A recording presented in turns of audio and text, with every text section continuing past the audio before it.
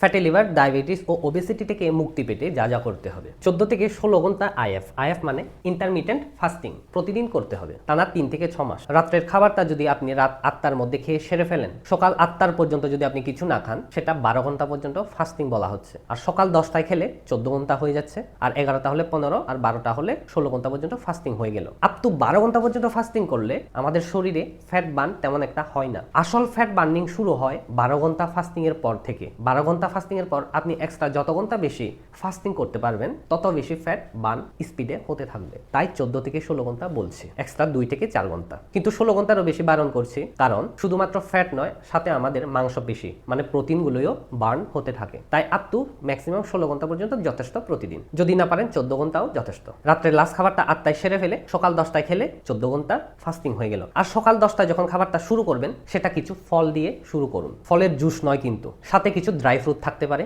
খুব ভালো, দুধ আর ডিমও থাকতে পারে। তারপর গিয়ে যদি খিদে লাগে, তারপর ভাত খান। আর সবচাইতে ভালো হয় এগুলো খেয়ে দুপুর 1টা 2টার দিকে লাঞ্চটা সেরে ফেলা। তারপর রাত্রে 7:30 থেকে 8টার মধ্যে খাবারটা সেরে ফেলুন। এটাকে ইন্টারমিটেন্ট ফাস্টিং বলা হচ্ছে। তারপর এক্সারসাইজ 30 মিনিট কমপক্ষে প্রতিদিন, সেটা হাঁটাচলা হোক, খেলাধুলা হোক, জিম করে হোক, যে কোনো ফিজিক্যাল অ্যাক্টিভিটির মাধ্যমে হোক। এটা হচ্ছে ক্যালোরিটা বার্ন করার জন্য। ক্যালোরি বার্ন হলেই তবে আপনার শরীরে এক্সট্রা ফ্যাট জমতে পারবে না। এই দুইটা জিনিস আপনাকে করতে হবে। সাথে যেগুলো খেতে পারবেন না, সেগুলো হচ্ছে মিষ্টি জাতীয় খাবার ও পানীয় একদম বাদ দিতেই হবে। যারা স্টেভিয়া খেতে পারবে কিনা জিজ্ঞেস করছিলেন, আর জেরোক্যাল, স্টেভিয়াটা যদি পিওর স্টেভিয়া হয়, এটা আপনারা মডারেট পরিমাণে একদম খেতে পারেন। আর জিরোক্যাল যেটা আছে, সেটা দেখতে হবে ইনগ্রেডিয়েন্ট কি কি আছে, প্যাকেটের পেছনে দেখে নেবেন ইনগ্রিডিয়েন্টসে কি কি আছে। এক্সট্রা যদি কোনো সুইটনার, ডেক্সট্রোজ থাকে, তাহলে সেটা কিন্তু ইনডাইরেক্টলি কিছু সুগার মেশানো আছে, হয়তো পরিমাণে কম। তারপরে সেগুলো একটু খুব মডারেট পরিমাণে খেতে পারেন, মানে অ্যাটলিস্ট চিনি, মধু, গুড়ের চাইতে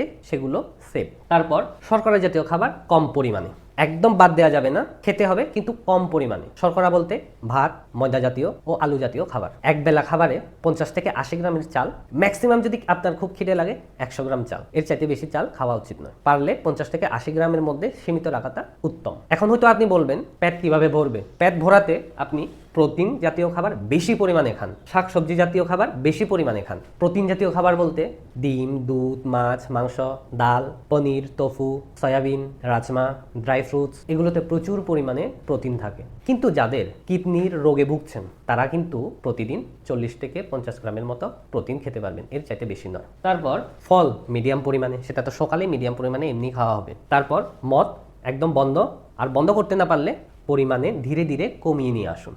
তারপর পানি পর্যাপ্ত পরিমাণে।